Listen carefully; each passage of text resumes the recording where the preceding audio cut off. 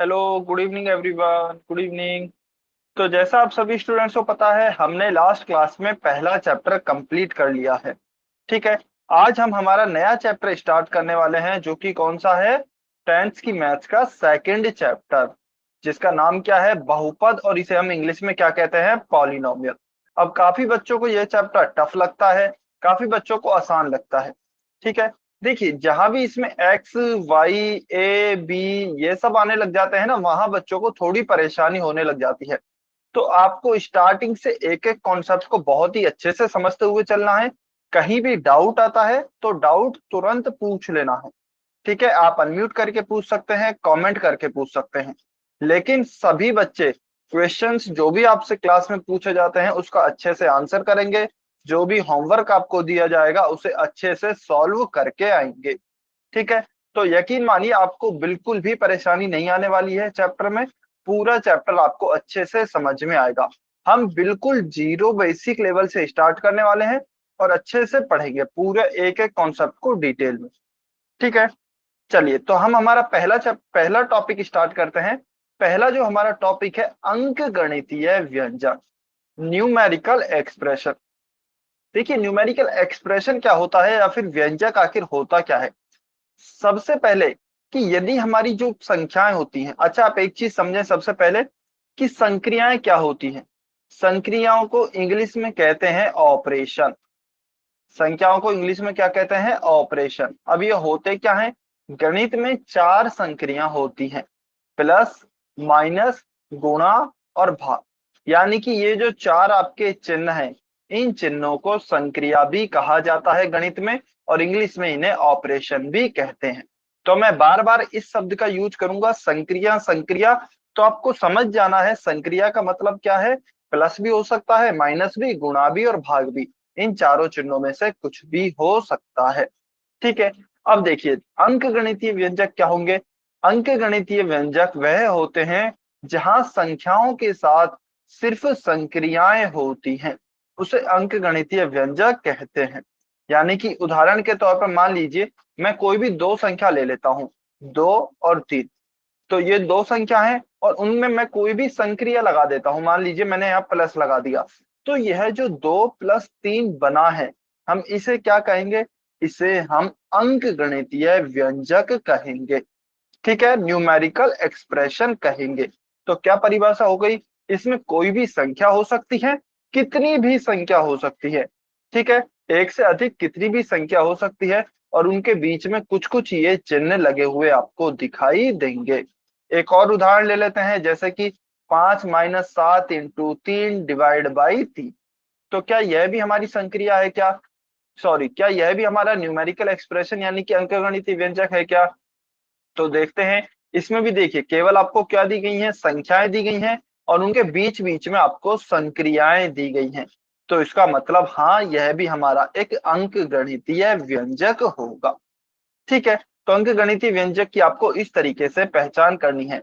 यहाँ पर आपको कुछ उदाहरण दिए गए हैं, उन सभी उदाहरणों में आप देख सकते हैं कि आपको कुछ संख्याएं दी गई हैं, और उन संख्याओं के साथ साथ आपको कुछ सर आवाज नहीं आ रही। अच्छा, मीना सैनी की आईडी से जो स्टूडेंट है, बेटा मेरी आवाज आ रही है? आप एक बारी अपना इंटरनेट कनेक्शन चेक कीजिए, या फिर नेटवर्क चेक करें। ठीक है। या फिर ऐसी जगह पे चले जाइए जहां आपके नेटवर्क अच्छे आते हो। यदि फिर भी नहीं आती है तो क्लास को काटकर एक बार दोबारा से ज्वाइन कर सकते हैं। तो देखिए, यहाँ पे तीनों ही उदाहरणों में आप देख सकते हैं, यहाँ पे हमको संख्याएं दी गई हैं, और उसके साथ संक्रिया यानी कि ऑपरेशन दिया गया है। तो हमारी डेफिनेशन यानी कि परिभाषा भी यही कहती है कि जहां पर संख्याओं के साथ संक्रियाएं होती हैं, उसे हम अंक गणितीय व्यंजक कहते हैं। अच्छा, अब आप कहेंगे सर ऐसे तो सभी अंक गणितीय व्यंजक होते हैं। तो देखिए, अभी हो सकता है आपको लग रहा हो सभी अंक गणितीय व्यंजक होते हैं। उदाहरण के तौर पर मैं इस तरीके से लिख देता हूं, x + 3 - 2 × 1 ÷ 3।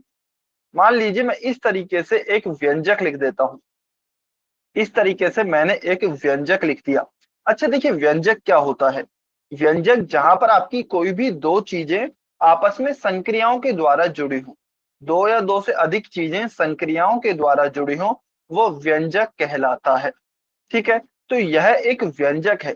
अब क्या यह अंकगणितीय व्यंजक है या फिर नहीं है, हमें यह पहचानना है। अंकगणितीय व्यंजक की परिभाषा क्या देखी, जहां पर सिर्फ संक्रिया होनी चाहिए और संख्याएं होनी चाहिए, इन दोनों चीजों के अलावा कुछ और नहीं होना चाहिए। लेकिन हम यहाँ पर हमारे व्यंजक में देखते हैं क्या दिया गया है। यहाँ पर यदि आप देखेंगे तो यहाँ पर आपको संख्याएं दी गई हैं, 3 2 1 3। इनके बीच बीच में संक्रियाएं यानी कि ऑपरेशंस भी दिए गए हैं, जैसे कि माइनस हो गया, गुणा हो गया, डिवीजन यानी कि भाग हो गया। लेकिन इन दोनों चीजों के अलावा इस व्यंजक में आपको एक चीज और दी गई है, एक्स। अभी एक्स क्या है, एक्स अभी के लिए आप ये समझ लीजिए ना तो कोई संख्या है, क्योंकि हमारे गणित की संख्या में कहीं भी एक्स नहीं आता है। तो एक्स ना तो कोई हमारी संख्या है और ना ही कोई संक्रिया यानी कि ऑपरेशन है। ठीक है, तो यह संख्या भी नहीं है और कोई ऑपरेशन भी नहीं है, यानी कि कोई तीसरी चीज है। तो इसलिए यह हमारा क्या अंकगणितीय व्यंजक होगा क्या, बिल्कुल नहीं होगा। यह हमारा अंकगणितीय व्यंजक नहीं होगा, क्योंकि इसमें संख्या और संक्रिया के अलावा कोई तीसरी चीज मौजूद थी। ठीक है, तो आप केवल दो चीजें देखेंगे, संख्या और संक्रिया, इसके अलावा कुछ और नहीं देखना है।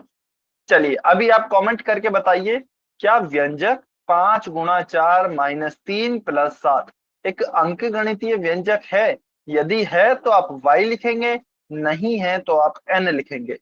जल्दी से सभी बच्चे कमेंट में आंसर करके बताएं, क्या 5 × 4 - 3 + 7 एक अंकगणितीय व्यंजक है?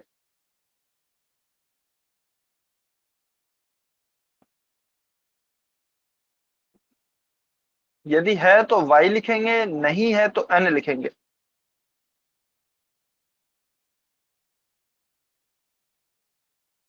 अभी भी नहीं आ रही आवाज तो। अच्छा बेटा, यदि आवाज आपको नहीं आ रही है, अभी आ रही है क्या? नो सर, सर अच्छा बिल्कुल कम है। अच्छा कम आ रही है, देखिए। तो बेटा मेरी तरफ से तो ठीक है। अभी आपसे जितना सुना जा रहा है आप उतना अच्छे से सुनने की कोशिश करें। बाकी आपको कल रिकॉर्डिंग भेजी जाएगी, आप वहां से क्लास को अच्छे से पूरा देख सकते हैं। चलिए सभी बच्चे आंसर करेंगे, क्या यह एक अंकगणितीय व्यंजक है क्या? 5 × 4 - 3 + 7।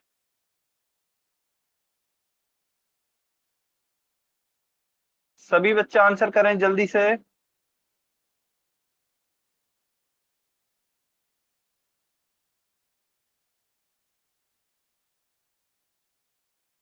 आंसर सभी बच्चे करेंगे।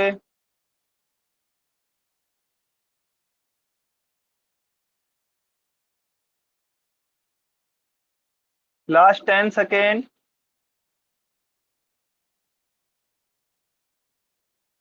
काफी कम बच्चों के आंसर आए हैं अभी तक, जल्दी से आंसर करें।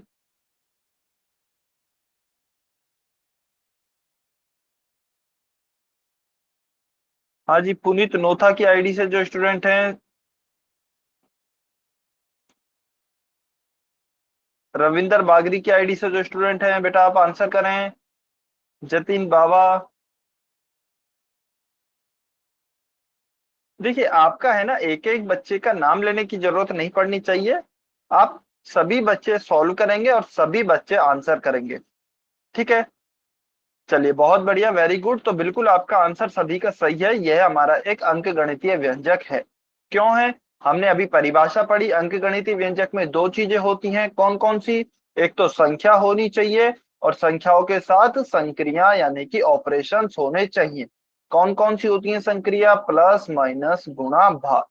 तो क्या ये जो हमारा व्यंजक दिया गया है, यह संख्या और संक्रिया से मिलकर बना है? बिल्कुल। इसमें हमारी चार तो हमें संख्या दी गई हैं और तीन संक्रिया दी गई हैं, गुणा, माइनस और प्लस। तो यह हम कहेंगे कि एक अंकगणितीय व्यंजक है। ठीक है, हाँ जी बहुत बढ़िया। अच्छा देखिए, पहले या आखिरी कुछ नहीं होता है ना। जरूरी यह है कि सभी बच्चे कोशिश करें। अच्छी बात है, यदि आपने सबसे पहले आंसर किया तो बहुत बढ़िया। ठीक है, लेकिन ऐसा नहीं है जो बच्चे बाद में कर रहे हैं उन्हें नहीं आता या फिर उन्हें कम आता है, सभी बच्चों को बराबर आता है। लेकिन इंपॉर्टेंट यह है कि सभी बच्चों को कोशिश करनी है। और यह भी जरूरी नहीं है, हो सकता है आपके उत्तर कई बार अच्छे आए यानी कि सही आएंगे, कई बार हो सकता है आपके उत्तर गलत भी होंगे। लेकिन आपको करना क्या है, आपको कोशिश जरूर करनी है क्वेश्चन सॉल्व करने की। और जहां भी उत्तर गलत होता है वहां पर आपको देखना है कि उत्तर मेरा क्यों गलत हुआ, और जो भी गलती के कारण उत्तर आपका गलत हुआ है वह गलती दोबारा नहीं करनी है। ठीक है। हाँ जी, जतिन बाबा की आईडी से जो स्टूडेंट है, आपका कोई डाउट है क्या? सर अब आ गई आवाज। सर एक बार और बताना। अच्छा, जतिन बाबा की आईडी से जो स्टूडेंट है, आपको कुछ डाउट है क्या? मीना सैनी की आईडी से जो स्टूडेंट है, आप एक बार अनम्यूट म्यूट पे कर लीजिए। देखिए क्या बताया गया है, अंक गणितीय व्यंजक क्या होते हैं? वे ऐसे व्यंजक जिनमें केवल संख्या होती है और संक्रिया होती है, ये दोनों चीजें होती हैं। इसके अलावा कोई भी तीसरी चीज नहीं होती है, वह हमारा एक अंक गणितीय व्यंजक कहलाता है। उदाहरण के तौर पर यह पूछा गया था, 5 × 4 - 3 + 7, क्या यह एक अंक गणितीय व्यंजक है? तो देखिए इसमें आपको केवल संख्याएं दी गई हैं, कौन कौन सी? 5, 4, 3 और 7। इसके अलावा संक्रियाएं यानी कि ऑपरेशन दिए गए हैं, गुणा दिया गया है, माइनस, प्लस। इसके अलावा और कुछ भी नहीं दिया गया है। यानी कि यह पूरा ही व्यंजक इन दो चीजों से मिलकर बना है, केवल संख्या और संक्रिया। तो इसका मतलब यह हमारा एक अंक गणितीय व्यंजक होगा। ठीक है, यही आपको अभी तक बताया गया है। चलिए, सभी को समझ में आया? क्वेश्चन नंबर 1 सभी बच्चे सॉल्व करेंगे, पोल सेक्शन में आंसर करेंगे। सभी को पोल सेक्शन में आंसर करना है। क्वेश्चन नंबर 1 को आपको एक व्यंजक दिया गया है, 9 + 3 - 7.5, और आपको बताना है क्या यह एक अंक गणितीय व्यंजक है या फिर नहीं है।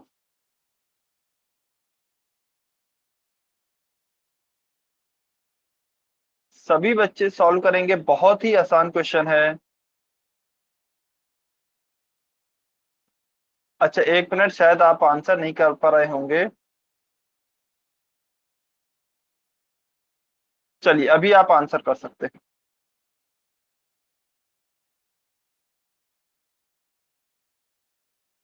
सभी बच्चे सॉल्व करेंगे, पोल सेक्शन में आंसर करेंगे।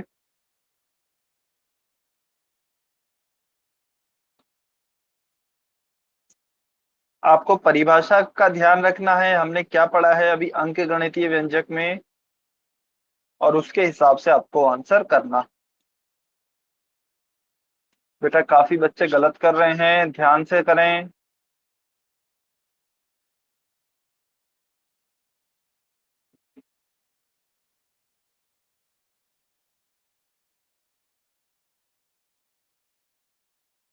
वेरी गुड, काफी बच्चों के आंसर आ रहे हैं, बहुत अच्छे। अच्छी बात यह है बच्चे कोशिश कर रहे हैं, बहुत बढ़िया, वेरी गुड।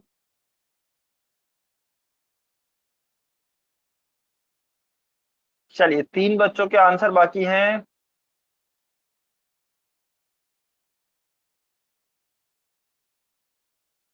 लास्ट 15 सेकेंड, आखिरी 15 सेकंड वेट कर रहे हैं। जिन भी 3 बच्चों ने आंसर नहीं किया है, आप भी आंसर करें।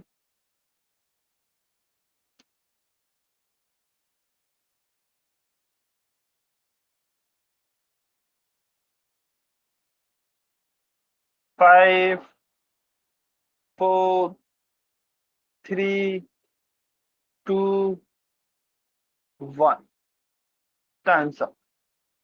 चलिए, अभी जो भी बच्चे पोल सेक्शन में आंसर नहीं कर पाए हैं, कमेंट में आंसर कर सकते हैं, लेकिन केवल वही बच्चे करेंगे जिन्होंने पोल में आंसर नहीं किया है। तो देखिए, हमें इस क्वेश्चन में क्या दिया गया है, हमसे पूछा है क्या व्यंजक 9 + 3 - 7.5 एक अंक गणितीय व्यंजक है। अंक गणितीय व्यंजक में हमने क्या पढ़ा, दो चीजें होनी चाहिए, कौन कौन सी?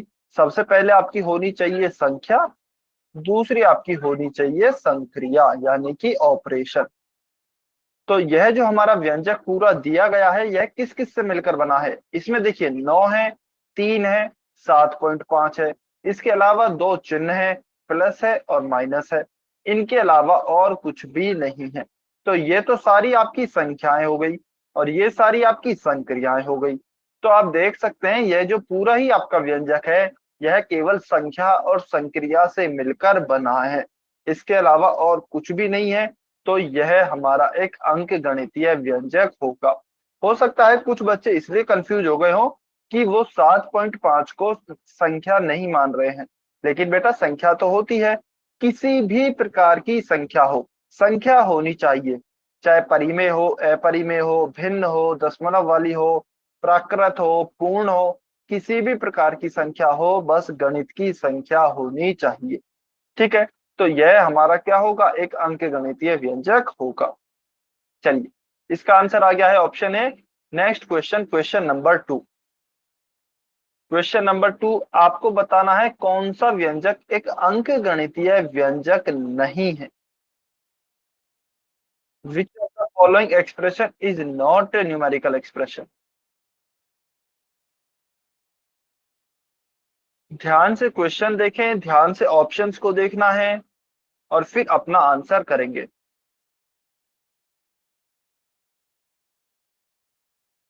अच्छा, अपना ऐसा भी नहीं है कि आपने क्वेश्चन तुरंत देखा और आप तुरंत आंसर कर दें। पहले क्वेश्चन को आप ध्यान से पढ़ें, ऑप्शंस को ध्यान से देखें। कई बार हमें ऐसा लगता है कि हमें तो आता है, कॉन्सेप्ट समझ में आ गया है, और हम जल्दबाजी के चक्कर में आती हुई चीज को गलत कर देते हैं। तो ऐसा नहीं करना है, थोड़ा सा टाइम जरूर लें जिससे कि आप क्वेश्चन को अच्छे से पढ़ पाए। काफी बच्चे गलती कर रहे हैं बेटा, थोड़ा सा ध्यान से करें।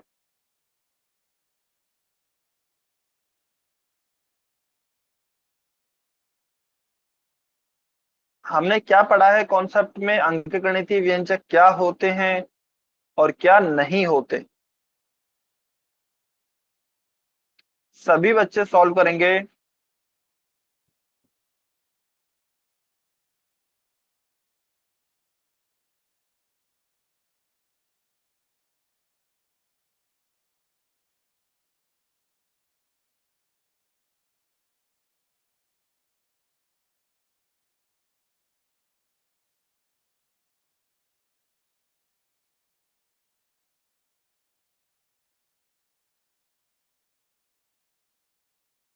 3 बच्चों के आंसर बाकी हैं, आप भी सॉल्व करें और आंसर करें पोल सेक्शन में।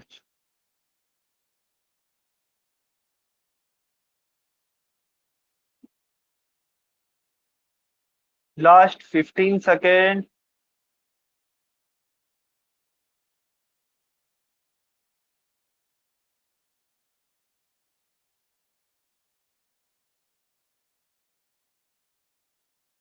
5, 4, 3, 2, 1। टाइम सब। चलिए, अभी जो भी बच्चे पोल सेक्शन में आंसर नहीं कर पाए हैं कमेंट में आंसर कर सकते हैं। तो देखिए इसमें हमें क्या दिया गया है, कौन सा एक अंक गणितीय व्यंजक नहीं है। नहीं है का मतलब क्या होना चाहिए, यानी कि उसमें संख्या और संक्रिया के अलावा कुछ और चीज भी मौजूद होनी चाहिए तीसरी, तभी तो वह हमारा अंक गणितीय व्यंजक नहीं होगा। तो आप देखिए ऑप्शन डी यदि आप ध्यान से देखेंगे तो इसमें संख्या और संक्रिया के अलावा एक y मौजूद है। तो y ना तो हमारी संख्या होती है ना संक्रिया होती है, तो इसका मतलब यह हमारा एक अंक गणितीय व्यंजक नहीं होगा। तो ऑप्शन डी आपका सही उत्तर होगा। बाकी और सभी ऑप्शन आप देख सकते हैं, उन सभी में क्या मौजूद है, संख्या और संक्रिया ही मौजूद है। ठीक है, जैसे कि हो सकता है कुछ बच्चों को ऑप्शन सी में डाउट हुआ हो कि सर इसमें 2 का स्क्वायर है, 5 का स्क्वायर है। तो बिल्कुल स्क्वायर है, स्क्वायर रहने दीजिए। मान लीजिए 2 का वर्ग भी है, तो 2 के वर्ग का क्या होगा, 4। तो इसे मैं ऐसे भी तो लिख सकता हूँ, 4 माइनस 5 का वर्ग कितना हुआ, 25। तो 4 माइनस 25 गुणा 5 माइनस 6 माइनस 17। तो आप देख सकते हैं यहाँ पर केवल संख्या और संक्रिया ही है, इसके अलावा और कुछ भी मौजूद नहीं है। ठीक है, चलिए इसका आंसर हो गया आपका ऑप्शन डी। क्या सभी बच्चों को क्लियर है क्या, जल्दी से वाई और एन लिख के बताएं, क्या यह कॉन्सेप्ट समझ में आया, अंक गणितीय व्यंजक क्या होंगे, ईमानदारी से। बहुत ही आसान कॉन्सेप्ट है। चलिए यह समझ में आया, बहुत अच्छे, वेरी गुड। तो अभी हम हमारे नेक्स्ट टॉपिक पर चलते हैं। नेक्स्ट टॉपिक है हमारा अचर, और इसे इंग्लिश में क्या कहते हैं? कांस्टेंट कहते हैं। तो देखिए अचर क्या होता है? वह जिसका मान स्थिर होता है, या यानी कि जिसका मान बदलता नहीं है, वह हमारा अचर कहलाता है। उदाहरण के तौर पे मान लीजिए कि मुझे कोई दो एग्जाम्पल लेता हूं मैं। मान लीजिए मुझे पहला एग्जाम्पल दिया गया है 2 + 5, और दूसरा एग्जाम्पल मुझे दिया गया है 2 × 5। देखिए दोनों क्वेश्चन अलग अलग हैं, लेकिन यहाँ पर जो 2 है और 5 है, और यहाँ पर जो 2 है और 5 है, क्या इनका मान बदल जाएगा क्या? यानी कि जो यहाँ पर 2 लिखा हुआ है उसकी जगह पे हम कुछ और मान लिख सकते हैं क्या? नहीं, ऐसा नहीं होता है। गणित की जो संख्याएं होती हैं उनका मान फिक्स होता है, चाहे उन्हें किसी भी क्वेश्चन में यूज किया जाए, कहीं पर भी यूज किया जाए, उनका मान फिक्स होता है। ठीक है, 2 हमने इस प्रश्न में यूज किया, इस प्रश्न में यूज किया, या फिर और किसी भी प्रश्न में यूज करें, 2 का मान हर जगह 2 ही होता है, 5 का मान हर जगह 5 ही होता है, या फिर गणित की किसी भी संख्या का मान हमेशा फिक्स ही होता है, चाहे किसी भी क्वेश्चन में यूज कर लें। ठीक है, तो ऐसी संख्या या फिर ऐसी चीजें जिनका मान स्थिर होता है, उन्हें हम अचर कहते हैं। और उदाहरण में क्या है? उदाहरण में यदि आप ध्यान से देखेंगे तो सभी गणित की आपको संख्याएं दी गई हैं।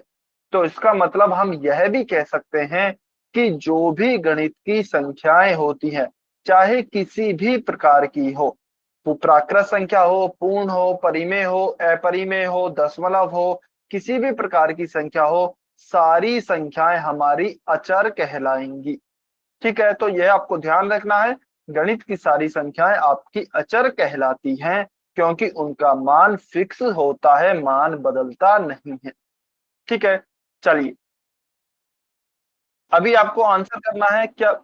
हाँ जी, रविंदर बागरी की आईडी से जो स्टूडेंट है, आपका कोई डाउट है क्या? आपने हैंड रेज किया है।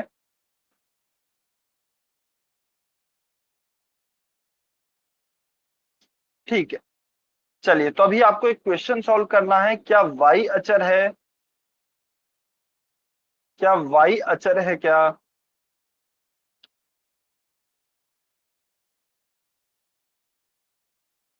सभी बच्चे सॉल्व करेंगे, पोल सेक्शन में आंसर करेंगे। वैसे सॉल्व करने की जरूरत नहीं है, आप देखते ही आंसर बता सकते हैं। वेरी गुड, काफी बच्चे आंसर कर रहे हैं, बहुत अच्छे। सभी बच्चे सॉल्व करेंगे बेटा, 3 स्टूडेंट्स आंसर नहीं कर रहे हैं, सभी बच्चों को आंसर करना है। हमसे पूछा गया है क्या वाई एक अचर है क्या?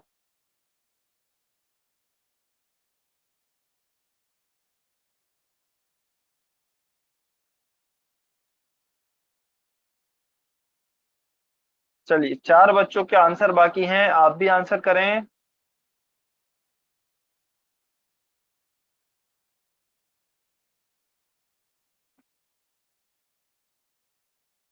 3 बच्चों के आंसर बाकी हैं। Last 10 seconds.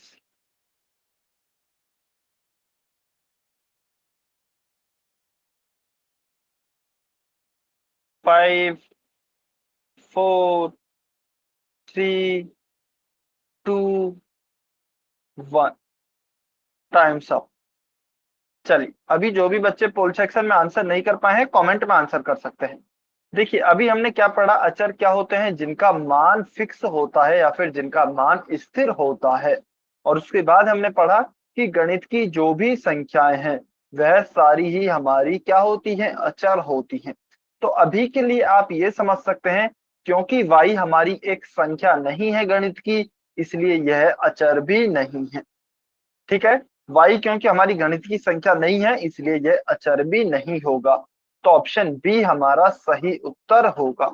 बाद में हम देखेंगे वैसे कि यह क्यों अचर नहीं है, और अचर नहीं है तो फिर इन्हें हम क्या कहेंगे।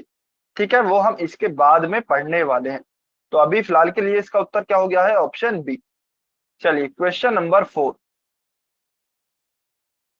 क्वेश्चन नंबर 4, सभी बच्चे आंसर करें। आपको एक व्यंजक दिया गया है m+3। m+3 एक व्यंजक दिया गया है और इसमें आपको बताना है कि अचर क्या है।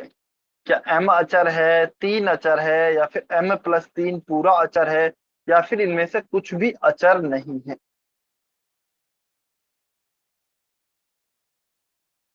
सभी बच्चे सॉल्व करें, ध्यान से आंसर करें। बहुत ही आसान क्वेश्चन है।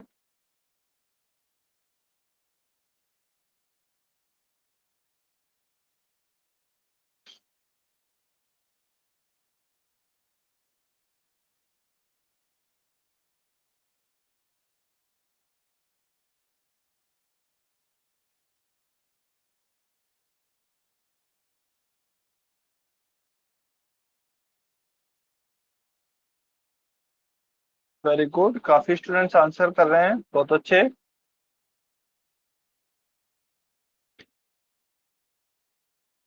सभी बच्चे सॉल्व करेंगे। वैसे इन क्वेश्चंस में सॉल्व करने का बहुत कुछ है नहीं, आप देखते डायरेक्ट आंसर बता सकते हैं।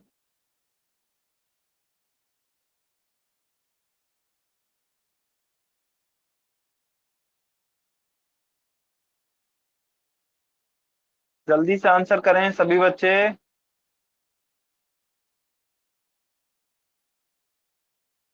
चलिए लास्ट 15 सेकेंड। 5 बच्चों के आंसर नहीं आए हैं अभी तक।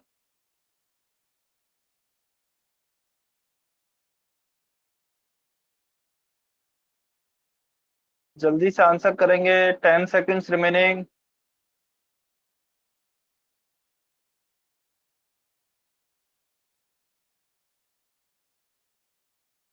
5, 4, 3, 2, 1।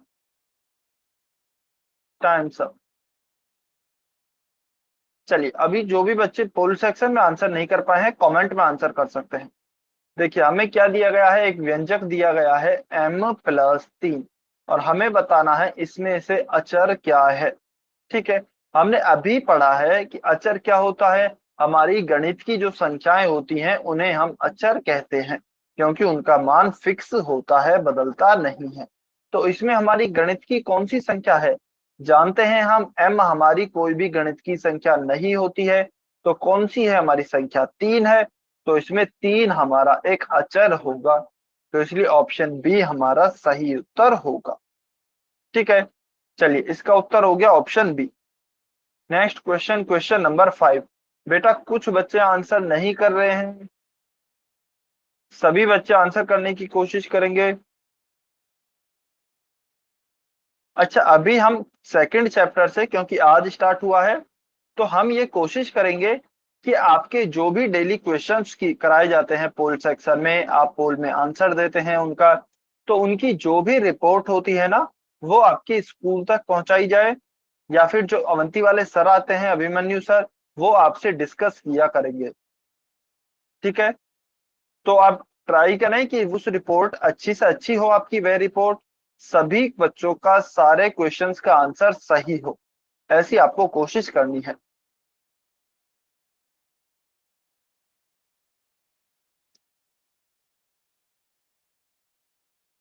सभी बच्चे ट्राई करेंगे। हमें इस बार व्यंजक क्या दिया गया है, 2y+3z। इसमें हमें बताना है अचर क्या है।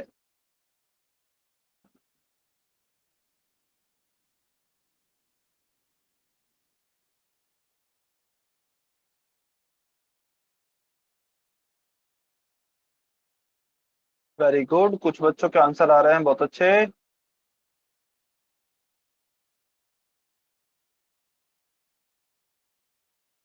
सभी बच्चे आंसर करेंगे। आसान से क्वेश्चन है ये तो।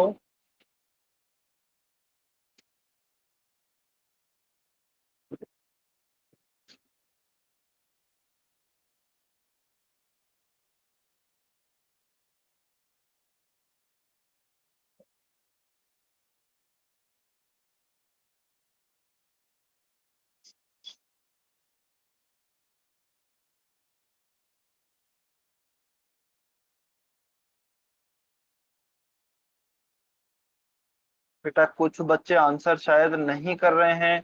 यदि आप पोल सेक्शन में नहीं कर पा रहे हैं किसी वजह से आंसर, तो आप कमेंट सेक्शन में कर सकते हैं। आपको मौका दिया जाता है, लेकिन आपको आंसर जरूर करना है। आप सही या फिर गलत की चिंता मत कीजिए, आप बस आंसर करें। अच्छा, इसका मतलब यह भी नहीं है कि हम कुछ भी आंसर कर दें बिना सोचे समझे। आप क्वेश्चन को सॉल्व करने की कोशिश करें, ठीक है। अपना आप 100% एफर्ट दें, उसके बाद आंसर सही हो या फिर गलत हो, आपका काम है कोशिश करना। चलिए, लास्ट 10 सेकेंड, आखिरी 10 सेकेंड। और जो भी स्टूडेंट बेटा लेट ज्वाइन कर रहे हैं, आप प्लीज अगली क्लास से समय से जुड़ा करें, ठीक है। 7 बजे आपकी क्लास शुरू हो जाती है, तो 7 बजे से पहले आपको जुड़ जाना है। चलिए, 5 4 3 2 1, टाइम्स अप। अभी जो भी बच्चे पोल सेक्शन में आंसर नहीं कर पाए हैं, वो कमेंट में आंसर कर सकते हैं। तो देखिए, हमसे क्या कहा गया है, हमें व्यंजक दिया गया है 2y + 3z। हमें बताना है इसमें अचर क्या है। अचर का हमने सिंपल सा मतलब समझा है, जो हमारी संख्या होती हैं वह अचर हैं। तो संख्याएं कौन कौन सी हैं इसमें, एक तो 2 है और एक 3 है। तो ये दोनों हमारे अचर होंगे। तो ये दोनों किस ऑप्शन में दिए गए हैं, ऑप्शन सी में ये दिए गए हैं। तो ऑप्शन सी हमारा इसका करेक्ट आंसर होगा। ऑप्शन सी 2 और 3 will be are correct answer. अच्छा, बालवी, जिन भी 3 बच्चों ने ऑप्शन सी आंसर किया है कमेंट में, बेटा आप पोल सेक्शन में आंसर नहीं कर पा रहे हैं क्या? कुछ प्रॉब्लम आ रही है पोल सेक्शन में? आप अनम्यूट, अच्छा एक बार अनम्यूट करके बताएंगे क्या प्रॉब्लम आ रही है बालवीर की आईडी से जो स्टूडेंट हैं।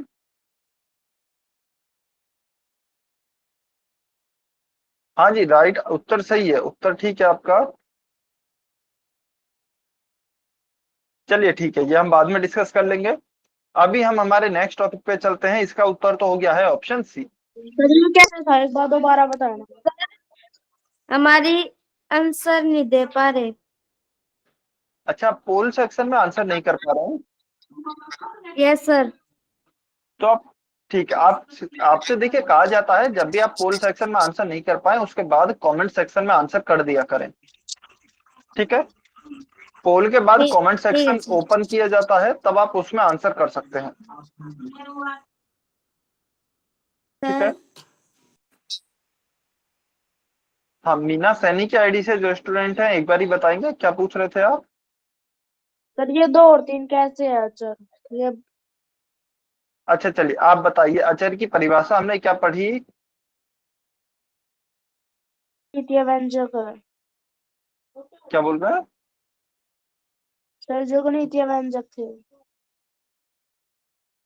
नहीं बेटा, गणितीय व्यंजक, गणितीय व्यंजक अलग थे, वो हमारा पहला टॉपिक था। अभी हमने देखा ना अचर क्या होते हैं। अचर का हमने केवल एक ही मतलब निकाला है, संख्या।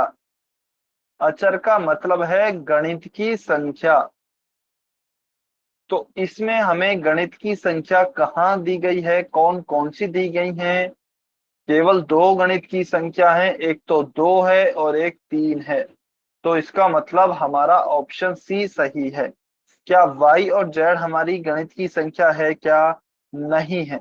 तो इसका मतलब y और z हमारे अचर नहीं है, 2 और 3 हमारे अचर होंगे, ठीक है। चलिए, अभी हम हमारे नेक्स्ट टॉपिक पर चलते हैं। आज का हमारा नेक्स्ट टॉपिक है चर, जिसे हम अंग्रेजी में क्या कहते हैं, वेरिएबल, ठीक है। अब जैसा आपने पहला टॉपिक पढ़ा था, इससे अचर, तो आपको नाम से थोड़ा सा पता लग रहा होगा यह अचर है यह चर है। तो कहीं ना कहीं ये दोनों एक दूसरे के विपरीत होने वाले हैं, ठीक है। तो हम देखते हैं, बिल्कुल एक दूसरे के विपरीत भी है। तो चर की परिभाषा क्या होती है, वह जिसका मान स्थिर नहीं होता है। अचर की क्या होती थी, वह जिसका मान स्थिर होता था। और यहाँ पर चर की क्या है, जिसका मान स्थिर नहीं होता है, उसे चर कहते हैं, ठीक है। अब जैसे हमने अचर के लिए क्या कहा था, कि जो भी आपकी गणित की संख्या होती है, जो भी आपकी गणित की संख्या होती है, वह अचर होती हैं सभी। ऐसे ही चर के लिए हम क्या कहेंगे, जो भी अंग्रेजी के अल्फाबेट्स होते हैं, अंग्रेजी वर्णमाला के अल्फाबेट्स होते हैं, यानी कि ABC से लेकर XYZ तक कुछ भी हो, वह सारे आपके चर कहलाएंगे। चरों को अंग्रेजी के अल्फाबेट यानी कि वर्णमाला अक्षरों से दर्शाया जाता है। ठीक है, तो कहीं भी आपको अंग्रेजी का कोई भी अक्षर दिखे, वह आपका चर होगा, और कहीं भी आपको संख्या दिखे, वह आपकी अचर होगी। यह आपको ध्यान रखना है। अच्छा, अब पॉइंट यह आता है कि आखिर सर हम इनका यूज क्यों करते हैं, या फिर चर का मान स्थिर कैसे नहीं होता है। तो इसे हम एक उदाहरण की सहायता से समझते हैं। ठीक है, तो मैं एक दो एग्जांपल लिखता हूं। x+2 = 3, और दूसरा एग्जांपल है x-5 = 1। x-5 = 1, यह हमारा दूसरा एग्जांपल है, और यह पहला एग्जांपल है। ठीक है, तो आप देखिए, यदि इसमें आप x का मान निकालना चाहेंगे, तो ये क्वेश्चन क्या है मैं बता देता हूं। एक समीकरण दिया गया है, वैसे हम बाद में इनको काफी डिटेल में पढ़ेंगे, लेकिन क्वेश्चन क्या कह रहा है कि x में मेरे को 2 जोड़ने पर 3 प्राप्त होता है, तो x क्या होगा। तो आप सीधे सीधे समझ सकते हैं, यदि मैं x की जगह पे 1 लिख दूं, x का मान यदि मैं 1 ले लूं, तो 1 + 2 3 के बराबर होगा, जो कि सही होगा। ठीक है, तो यहां से क्या मान आ गया, x = 1 आ गया। अब ऐसे ही यहां से क्या मान आ गया, यदि मैं यहां से x का मान निकालूं, तो x में से 5 घटाने पर मुझे 1 मिलता है, तो इसका मतलब x बराबर मेरा कितना हो गया, 6।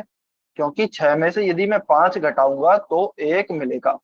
तो देखिए, आप देख सकते हैं, है भले ही x दोनों ही क्वेश्चन में, लेकिन उस x का मान अलग अलग आ रहा है। यहाँ पर उसका मान कितना आ रहा है x का, यहाँ पर उसका मान है 1, और यहाँ पर उसी x का मान कितना आ रहा है, 6। तो इसका मतलब x का मान हमारा क्वेश्चन के हिसाब से बार बार बदल रहा है। x का मान फिक्स नहीं है। जैसे मान लीजिए यहाँ पर 2 है, तो 2 का मान तो हर क्वेश्चन में 2 ही रहेगा, लेकिन x का मान कुछ भी हो सकता है, वह डिपेंड करेगा क्वेश्चन पे। ठीक है, इसलिए हम कह रहे हैं कि ये जो अंग्रेजी वर्णमाला के अक्षर होते हैं, इनका मान फिक्स नहीं होता है, क्वेश्चन पर डिपेंड करता है। इसीलिए ये हमारे क्या कहलाते हैं, चर कहलाते हैं, वेरिएबल कहलाते हैं। ठीक है, समझ में आया क्या सभी बच्चों को। y और n लिखकर बताएंगे सभी बच्चे, क्या आपको समझ में आया। अचर क्यों है x, अच्छा x की जगह y हो सकते हैं, z या फिर कोई भी अंग्रेजी वर्णमाला का अक्षर। क्लियर है सभी बच्चों को।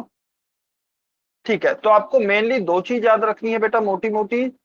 क्या है, सबसे पहला है कि यदि आपके अचर पूछे जाते हैं तो अचर का मतलब संख्या होती है। दूसरा चर है, चर का मतलब होता है अंग्रेजी वर्णमाला के अक्षर। ठीक है, अभी आप कहीं भी कंफ्यूज नहीं होंगे। चलिए, क्वेश्चन 6। क्वेश्चन 6 बताएं आप, क्या y एक अचर, y एक चर है क्या, क्या y एक चर है।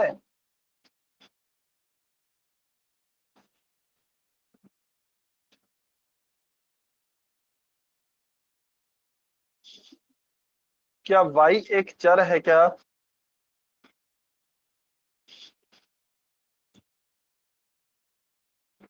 वेरी गुड, काफी बच्चों के आंसर आए, बहुत अच्छे। बेटा कई बार मुझे ऐसा लगता है कुछ बच्चे क्वेश्चन को बिना पढ़े ही आंसर कर देते हैं, यानी कि पोल सेक्शन ऑन करने से 2 सेकंड में उनका उत्तर आ जाता है। देखिए अच्छी बात है, यदि आप आंसर सही करते हैं, जल्दी करते हैं, तो अच्छी बात है, लेकिन जल्दी के साथ आपका आंसर सही भी होना इंपॉर्टेंट है।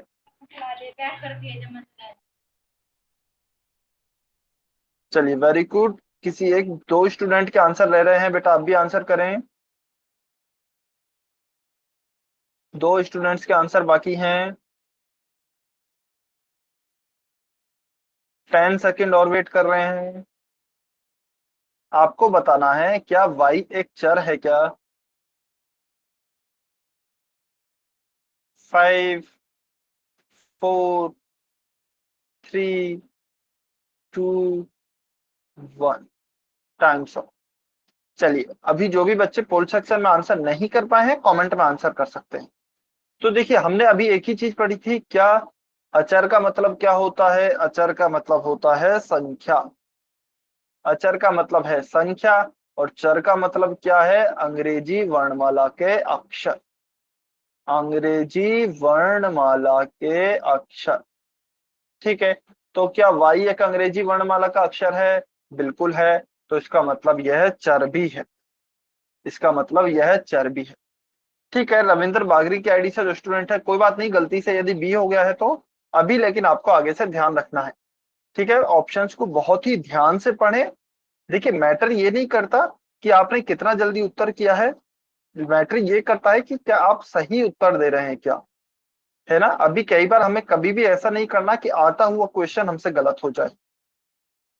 चलिए, तो इसका उत्तर हो गया ऑप्शन ए, क्वेश्चन नंबर 7।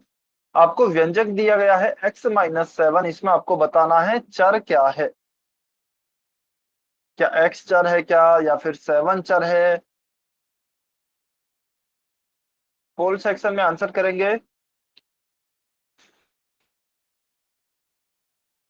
ध्यान से आंसर करें, ऑप्शंस को ध्यान से देखें, फिर आप आंसर करें।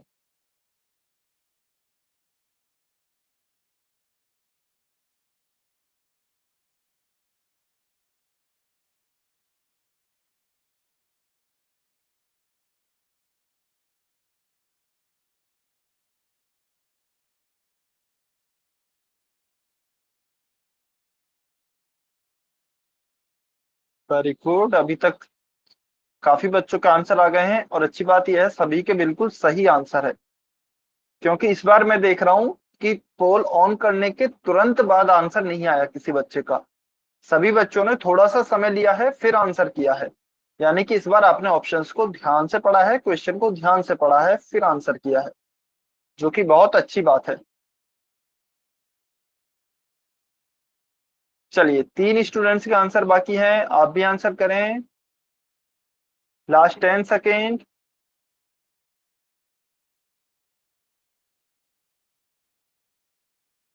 5, 4, 3, 2, 1। टाइम सब। चलिए, अभी जो भी बच्चे पोल सेक्शन में आंसर नहीं कर पाए हैं, कमेंट में आंसर कर सकते हैं। तो देखिए, बहुत ही आसान क्वेश्चन है, हमें बताना है कि चर क्या है। चर का मतलब हमें पता है क्या होता है, हमने पिछले क्वेश्चन में देखा। अंग्रेजी वर्णमाला के जो भी अक्षर होते हैं वह चर होते हैं। तो इसमें अंग्रेजी वर्णमाला का कौन सा अक्षर है? हमें पता है 7 क्या है, 7 तो हमारा गणित की एक संख्या है। इसका मतलब यह तो क्या होगा, अचर होगा। तो हमसे यदि अचर पूछा जाता तो हम बताते कि 7, लेकिन अभी क्या पूछा गया है, चर। तो चर होगा हमारा x। तो ऑप्शन ए हमारा सही उत्तर होगा। Option A is our correct answer. चलिए, क्वेश्चन नंबर 8। आपको एक व्यंजक दिया गया है 2y की घात 2 माइनस 3y की घात 3। इसमें आपको बताना है चर क्या है।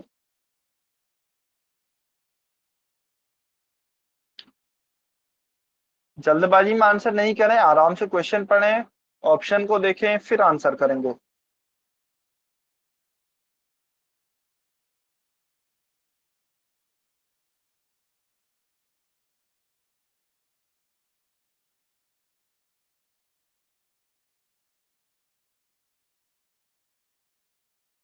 Very good.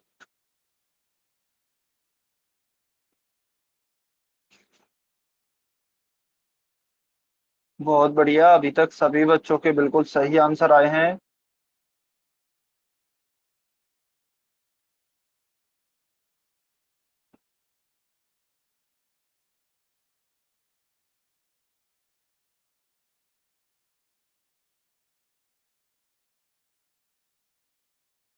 बहुत अच्छे।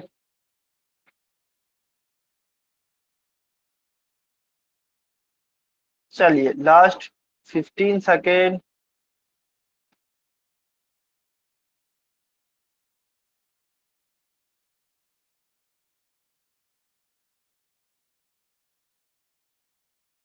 5, 4, 3 2 1 टाइम्स अप। चलिए, अभी जो भी बच्चे पोल सेक्शन में आंसर नहीं कर पाए हैं, कमेंट में आंसर कर सकते हैं। हमें क्या दिया गया है इस बार व्यंजक में? 2y की घात 2 माइनस 3z की घात 3।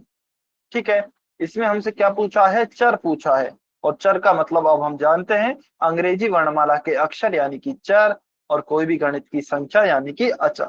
ठीक है, तो यहाँ पर चर है, तो इसमें अंग्रेजी वर्णमाला के कौन कौन से अक्षर हैं? y है और z है, तो इसका मतलब ये दोनों हमारे चर होंगे। और यदि अचर पूछा जाता तो संख्याएं कौन कौन सी हैं? 2 है और 3 है, तो ये हो जाता हमारा अचर और यह हो गया है हमारा चर। तो ऑप्शन डी हमारा सही उत्तर होगा। ठीक है, चलिए, क्या सभी बच्चों को अभी तक जो भी हमने आज पढ़ा वो क्लियर है? सभी बच्चों को समझ में आया क्या? जल्दी से वाई और एन लिख कर बताएंगे ईमानदारी से। यदि समझ में आया तो वाई लिखेंगे, जबरदस्ती वाई नहीं लिखेंगे। नहीं समझ में आया, कहीं कुछ भी डाउट है तो एन लिखेंगे। सभी बच्चे कमेंट करके बताएं। आ गया? ठीक है, बहुत अच्छे, बहुत बढ़िया, वेरी गुड। ठीक है, यदि समझ में आ गया है तो आज की क्लास को हम यही समाप्त करते हैं। यदि जिन भी बच्चों का कुछ भी डाउट रह गया है वो रुक सकते हैं।